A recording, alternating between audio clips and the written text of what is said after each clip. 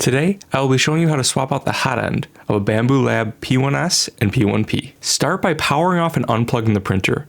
Then we can remove the old hot end. Start by removing the front plate. It's magneted on, but be careful, there is a data cable you need to remove. Once inside, you'll see two data cables that connect the hot end to the main unit. Remove those first, and you will need to remove them from a holding clip that's plastic underneath. There are two screws that hold in the hot end. It is an M2 hex.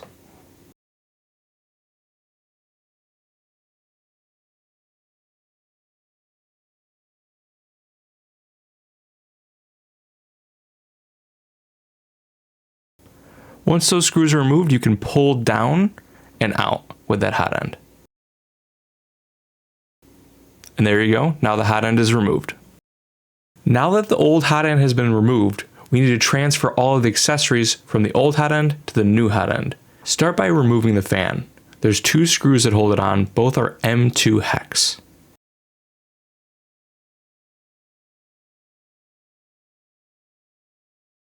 Once those are removed, the fan will just lift off. Now we need to remove the insulating sock.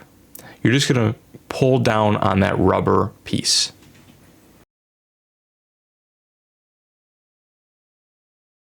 This will expose the retaining clip.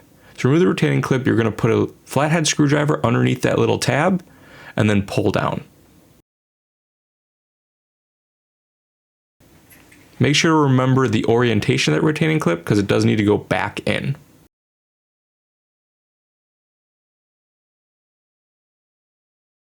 Now you've got your cables in this little channel here.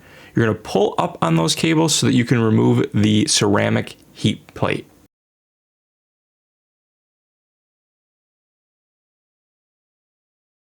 Last, we have to remove the thermistor. That is actually in a hole along the side of the hot end.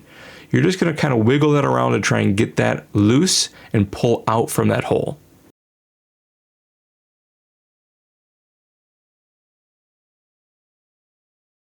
Mine was a bit stuck to the thermal grease being very dried out, so I had to kind of just work at it and just be very gentle because you don't want to break anything.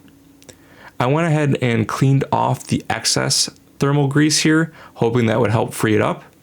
And then I just kind of wiggled around and went up and down until it released.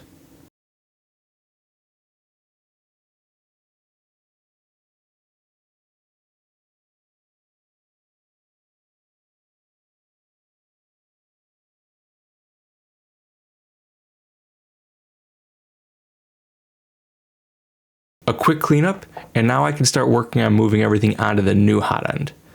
You see you've got your letters and numbers on the back side.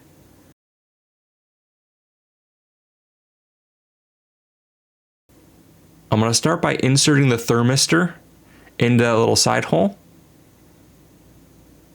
and wrapping the wire through that channel.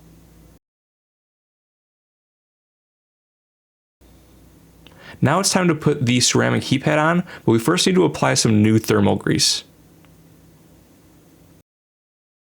To apply the thermal grease, I'm just going to use this plastic pry tool. It's got a flat on there, so it's going to allow me to spread that on.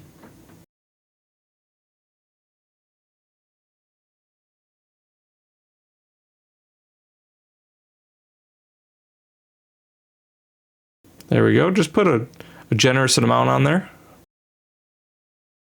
And then do your best to spread it around to get the entire area and to make it decently flat.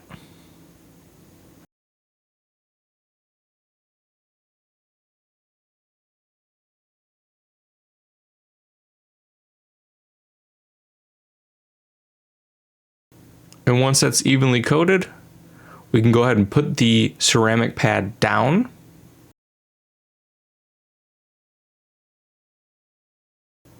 And you will need to probably hold that in place.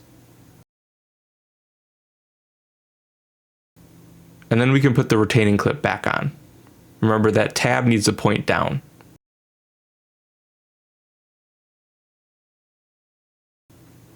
And you will probably need to put your thumb on that thermal pad to hold it in place, just so when you push that on, that retaining clip on, it doesn't move it up.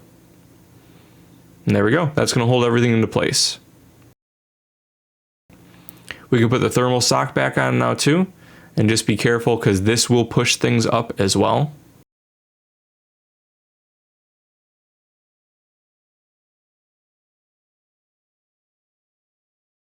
Making sure the tip pokes to the end of the thermal sock.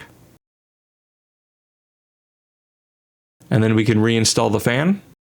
You just got to put those 2 screws back in.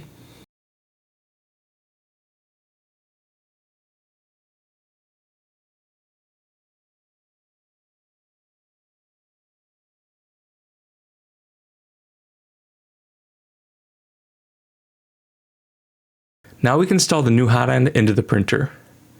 Come down from underneath and slide up, trying to line up those screw holes as best you can. And then put 2 screws back into the hot end. I like to slide both screws in by hand before tightening them.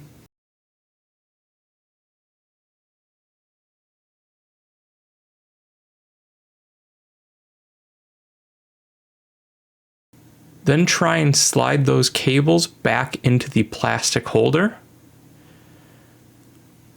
and plug in both connectors.